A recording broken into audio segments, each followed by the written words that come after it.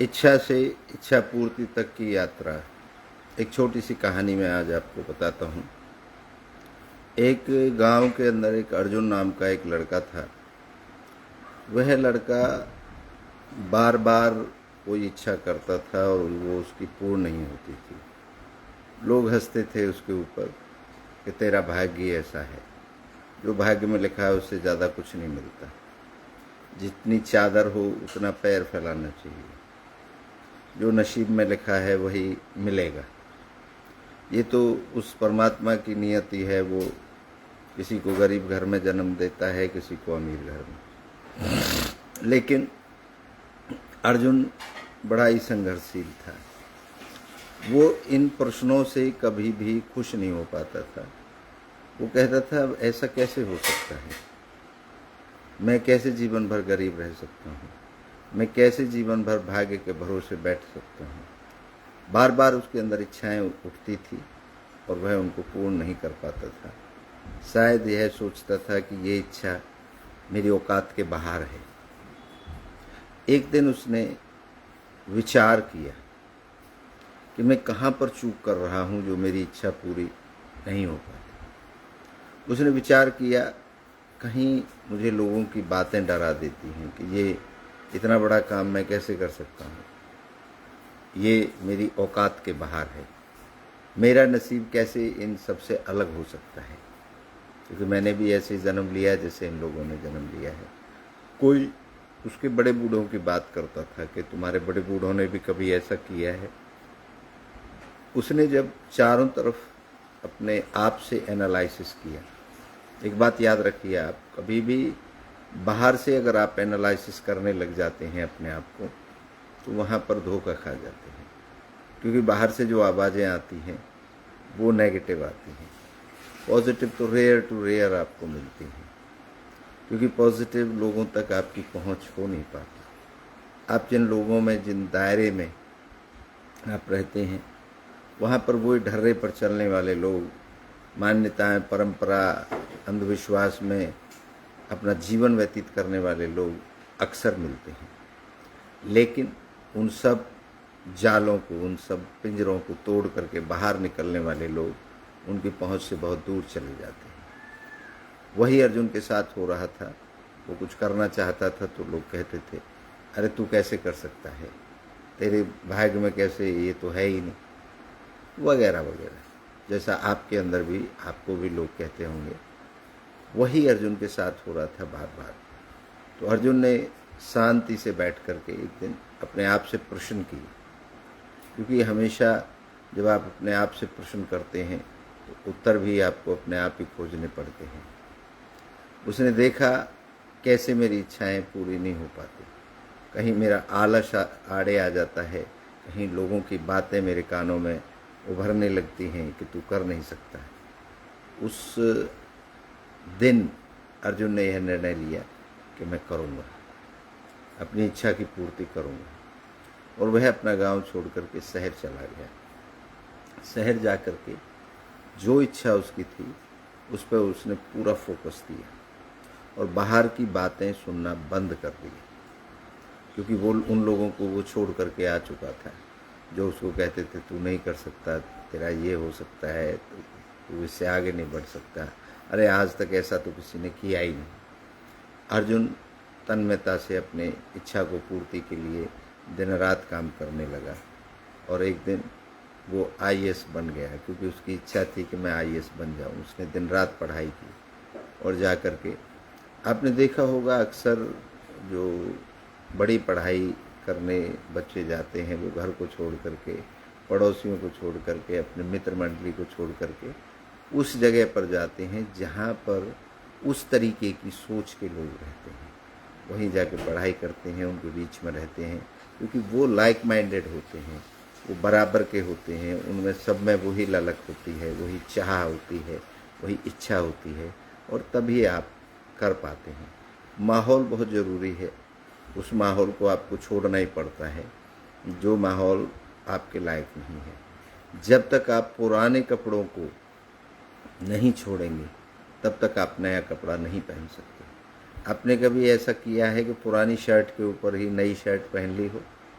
नहीं, उसी तरीके से आपको उस दायरे को छोड़ना पड़ता है, क्योंकि वो दायरा हमेशा आपकी नीचे खींचेगा आपको। तो अपनी इच्छा की पूर्ति के लिए सबसे पहले आपको अपनी इच्छा को सेट करना है, और फिर किसी चमत्कार की उम्मीद नहीं करनी। कोई भी दुनिया के अंदर ऐसा चमत्कार नहीं होगा जो आपकी इच्छाएं पूरी कर सके। तो अर्जुन जब आईएएस बन गया, उसने वो एग्ज़ाम क्लियर कर लिया। जो लोग गांव के अंदर उसको बहुत गलत गलत बातें करते थे, आज जब वो गांव आ रहा है, वही लोग उसके स्वागत में खड़े हैं, बड़ी बड़ी बातें कर रहे हैं कि तुमने तो हमारे गांव का नाम रोशन कर दिया, और हम तो पहले ही कहते थे कि भैया तू एक दिन कुछ ना कुछ बड़ा करेगा। जबकि वो सारे लोग ये कहते थे कि तू तो कुछ कर ही नहीं सकता, तेरे खानदान में भी किसी ने किया है। ये होता है वो समाज, जिस समाज के अंदर हम जीते हैं। तो समाज की धारणाएं आपके प्रति बदलती रहती हैं। आप कोई भी ऐसा काम कर देंगे जो आज तक, पहले तो वो करने नहीं देंगे, आपको निकलने नहीं देंगे अपने चंगुल से। वो कोशिश करेंगे कि जब हमने नहीं कुछ किया तो आप कैसे कर सकते हो, अगर आपने कर दिया तो आप हमसे अलग हो जाओगे। तो इसके लिए वो पूरा प्रयास करते हैं, आपका मनोबल तोड़ते हैं। कहते हैं आपको भिन्न भिन्न तरीके की, आप सब गुजरे हैं उस बात से। आप जहाँ पर भी हैं, जिस भी पोजीशन पर हैं, आपने कहीं ना कहीं इन सब को झेला है, क्योंकि ये इंसानी फितरत है। हम जिसकी बात कर रहे हैं, ये दर्शन भी जो हमने लिखा है पूरा का पूरा, ये इंसानी फितरत पर लिखा है, किसी धर्म, जाति, संप्रदाय, मान्यता पर नहीं लिखा, ये अनुभव पर लिखा है। तो आपका अनुभव कब कब ऐसा हुआ, कब आपको लोगों ने आपकी इच्छा को रोकने की कोशिश की, आप विचार करके देखें। बहुत टाइम आपको ऐसा लगा होगा कि मैं नहीं कर सकता। अंदर से आपकी आवाज़ आती थी कि मैं करूँगा, मैं कर सकता हूँ, ये इच्छा मेरी पूरी हो सकती है। लेकिन बाहरी जो लोग होते हैं वो आपके मनोबल को तोड़ते हैं, और वो नहीं चाहते कि आप अपनी इच्छा को पूर्ण करें, क्योंकि उन्होंने अपनी इच्छाओं को पूर्ण नहीं किया। अपने आलस की वजह से, अपने पाखंड की वजह से, अपने ढोंग की वजह से, और अपनी इच्छा को पूर्णता के लिए उन्होंने भाग्य को दोष ठहरा करके, भाग्य कुछ भी नहीं होता, सब आपकी हिसाब से चलता है। आपकी इच्छा ही है सबसे ताकतवर, कोई भाग्य नहीं होता इच्छा का। इच्छा आती है, आपके अंदर जन्म लेती है, और उसकी पूर्ति में अगर आप जुट जाते हैं, आप सही से काम करते हैं, तो एक दिन आपकी इच्छा पूर्ण हो जाती है। वही अर्जुन था, उसी अर्जुन को अब गांव के लोग सर पर बिठाए घूम रहे थे, सारे गांव में स्वागत हो रहा था। और वही अर्जुन कुछ दिन पहले का अर्जुन है, जिसको कहते थे अरे तू कुछ नहीं कर सकता। तो उस तरीके से इस भ्रम जाल को हमको तोड़ना ही पड़ता है, और जिंदगी का जो मेन मूल तत्व है वो इच्छा और पूर्ति है।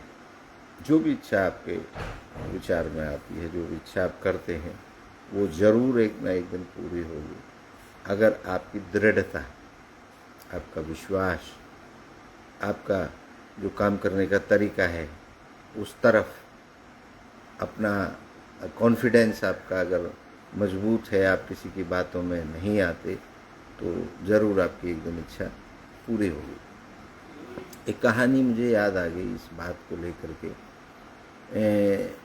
एक कुआं था, और बड़ी प्यारी कहानी है।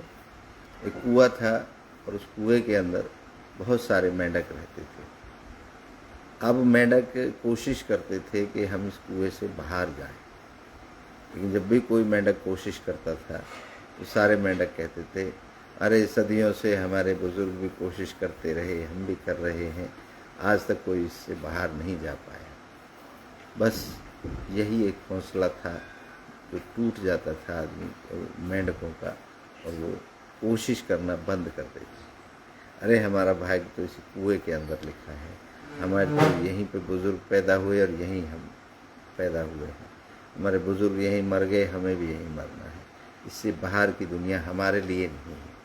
इस तरीके की बातें करके वो कोई नौजवान मेंढक अगर कोशिश करता था तो नहीं उसको करने देते थे, उसको नेगेटिव कर देते थे, तो वो कोशिश करनी बंद कर देते थे। लेकिन एक मेंढक निरंतर कोशिश करता रहा और सब कहते रहे, अरे तू क्यों बेकार की परेशान हो रहा है।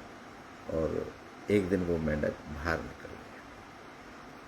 अब उस मेंढक से पूछा गया कि भाई जब इतना ये लोग चिल्ला रहे थे कि तू नहीं कर सकता, तो फिर तू कैसे बाहर निकल गया। उस मेंढक ने बताया कि वो मेंढक बहरा था, उसको किसी ने भी किसी की बात सुनी ही नहीं उसने, और उसे ऐसा लगा जब वो चिल्ला रहे थे कि वो तुझे मोटिवेट कर रहे हैं कि शाबाश, कर सकता है। तो आपको अगर किसी गड्ढे से बाहर निकलना है, कोई अच्छी बात करनी है, अपनी इच्छा को पूर्ण करना है, तो लोग तो आपको मना करेंगे, लेकिन आपको बहरा बनना है उस मेंढक की तरह, और आप अपनी इच्छा को पूर्ण कर लेंगे। इन्हीं शब्दों के साथ मैं यही कामना करता हूँ, और मुझे विश्वास है कि जो इच्छा आप पूरी करना चाहते हैं वो ज़रूर पूरी होगी। और इच्छा पूर्ति दर्शन आप सबके जीवन के लिए लिखा गया है, आप सबका है, आप सबके लिए है, क्योंकि वहाँ पर बहुत आसान आसान तरीके बताए गए हैं इच्छा को पूर्ण करने के। आप सभी की इच्छाओं को नमन करता हूँ। आप सबकी जय हो।